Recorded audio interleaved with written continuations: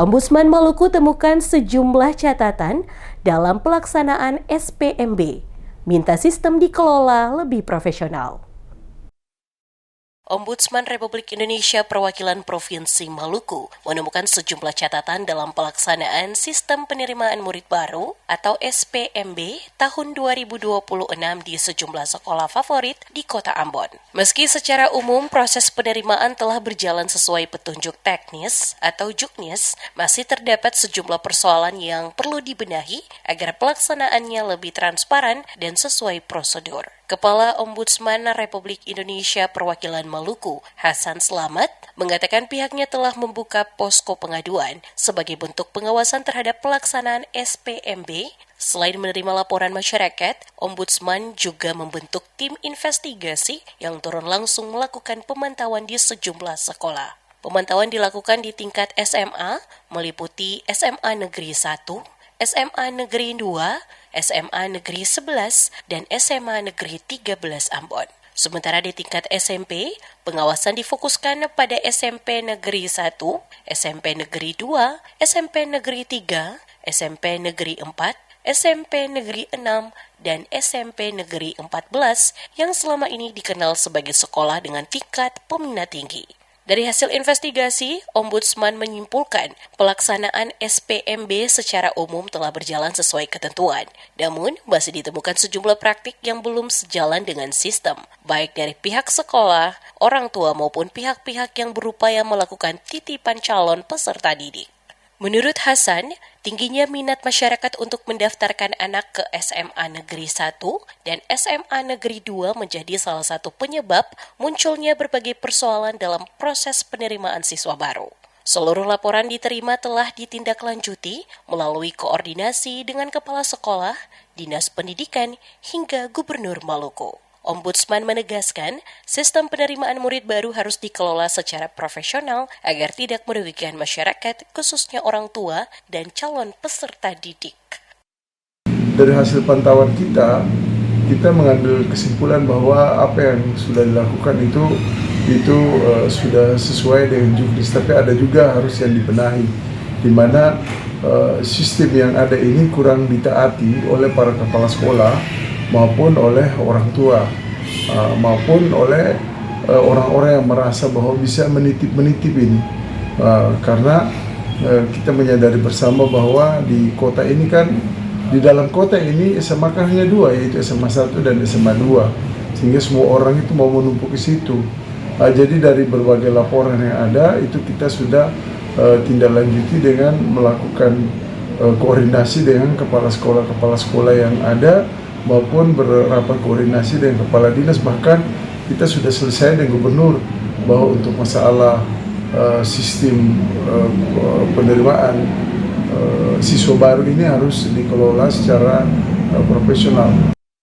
Sementara itu, Kepala Keasistenan Bidang Pencegahan Maladministrasi Ombudsman Republik Indonesia Perwakilan Maluku, Samuel Hatuleli, menjelaskan pelaksanaan SPMB mengacu pada Peraturan Menteri Pendidikan Dasar dan Menengah Nomor 3 Tahun 2025 yang kemudian ditindaklanjuti melalui petunjuk teknis pemerintah daerah. Sistem penerimaan dilakukan melalui 4 jalur, yakni domisili, prestasi, afirmasi, dan mutasi. Berdasarkan hasil pengawasan Ombudsman, persoalan paling banyak ditemukan di Kota Ambon, khususnya pada SMA Negeri 1, SMA Negeri 2, dan SMA Negeri 11. Ketiga sekolah tersebut masing-masing memiliki kuota 288 siswa. Namun karena tingginya animo masyarakat, pemerintah Provinsi Maluku menambah 2 rombongan belajar beserta kuota siswa baru. Meski demikian, Ombudsman mempertanyakan apakah penambahan rombongan belajar rombel tersebut telah melalui mekanisme yang diusulkan kepada Kementerian Pendidikan Dasar dan Menengah melalui Balai Penjaminan Mutu Pendidikan Provinsi Maluku. Hal ini dinilai penting karena berkaitan dengan pencatatan dalam Sistem Data Pokok Pendidikan atau Dapodik. Sesuai dengan konfirmasi kami pada Dinas Pendidikan, itu bahwa karena minat dan animo masyarakat yang begitu tinggi, sehingga oleh kebijakan dari Dinas Pendidikan melalui Gubernur Maluku ada penambahan rombel dan penambahan siswa di 3 sekolah ini. Dari 288 ditambah 70 lebih lah kalau saya salah, berarti 2 rombel ya, 2 rombel siswa.